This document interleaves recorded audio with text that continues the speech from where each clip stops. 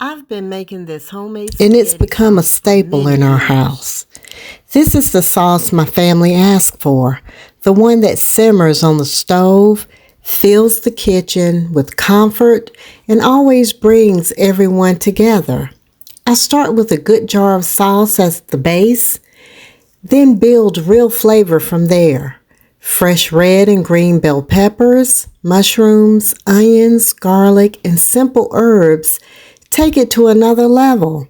It's not about shortcuts, it's about using what you have and making it work. Today, I'm rolling homemade meatballs and letting them cook right in the sauce so they absorb all that flavor. And instead of making everything from scratch, I'm pairing it with store-bought lobster ravioli from Costco. That balance matters. Homemade where it counts, convenient where it helps. This is how you turn everyday ingredients into a simple, healthy, and economical meal. One pot of sauce can stretch into multiple dishes over pasta, ravioli, sandwiches, or saved for another night. Cooking like this is realistic. It saves money, feeds your family well, and proves that good food doesn't have to be complicated.